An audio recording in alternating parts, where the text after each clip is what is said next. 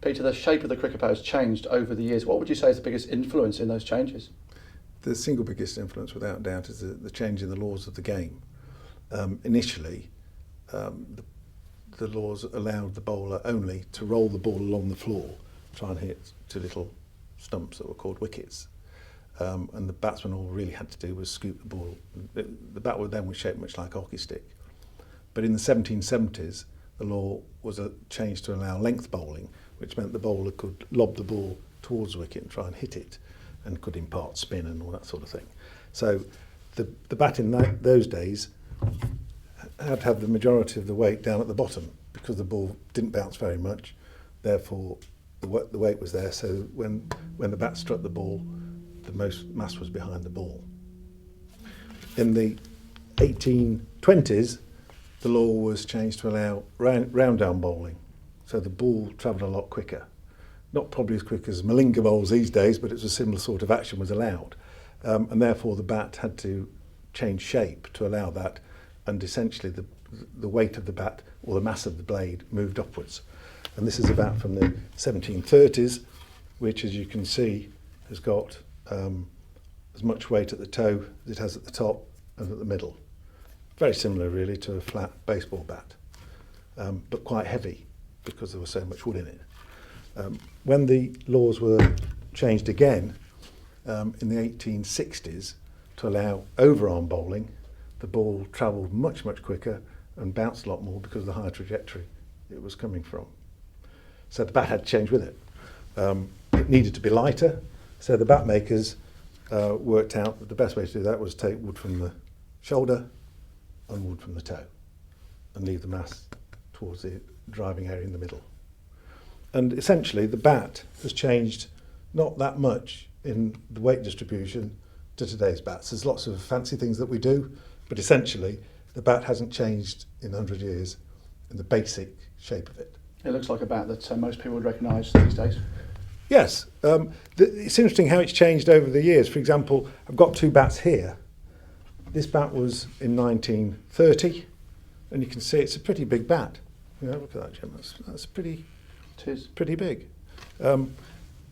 This bat was from the 1950s, in fact used by my predecessor, Red Simpson, who played for Nottinghamshire and England, and he scored 156 with this against Lindwall and Miller at Melbourne. It's just like a wand. It is, and very much lighter. Yeah. Now, if you gave a bat like that to a current day player, they'd laugh at you and say, I can't bat with that, I wouldn't hit the ball very far. But the fact was, of course, in those days, uncovered pitches meant the ball could deviate hugely and bounce more inconsistently. So the batsman needed to have a very light bat to be able to get into position and play the ball later. Extra control as well. Absolutely, yeah. That's fantastic. And when did Gunn Moore sort of come onto the scene then and sort of put their... Well, Gunn Moore started really around the time of just after the change of the laws. We started in 1885. Before then, cricketers would get a bat from the local carpenter who would make a bat, and the weight wasn't so crucial. But once the weight became more important to allow the batsman to play shots with the ball travelling quicker, then they needed a more resilient manufacturing process to make the bats better. And that's when Gunn Moore started in 1885 by William Gunn, who interestingly was the first professional sportsman to play for England at both football and cricket. So he was a very interesting character. Very good. Yeah. And they've always been made of willow. That's the traditional wood for bats. Yes, it has. Since again, in the early 1800s, other woods were tried like elder and those sorts of wood, but they were actually too heavy to make for the lighter bats that were required in the latter part of the 1800s. And the carpenters and manufacturers found that English willow, Salix alba cerealia, was the only blade that could be used to make decent bats, and that's still the same today. We've seen, you mentioned there, some previous very well-known Gunn Moore cricketers. Others that spring to mind?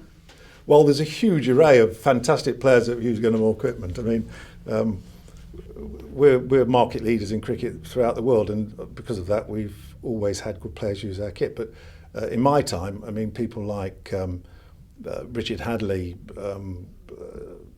Shane Warne,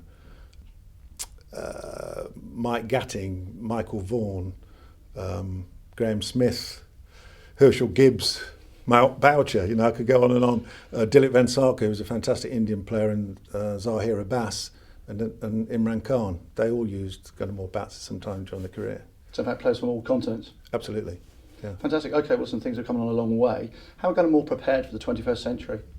Well, we had a dilemma a few years back to decide whether we wanted to continue making bats here or take it to the subcontinent, India and Pakistan, like a lot of our competitors. And we determined that we got so much heritage and skill here in this factory in Nottingham. And English willow will only grow in England, which is very fortunate for us as well. So we decided we wanted to make the best bats, not the cheapest bats, but the best bats, more consistently and with fantastic performance. And what you'll see in the factory, that's what we've achieved.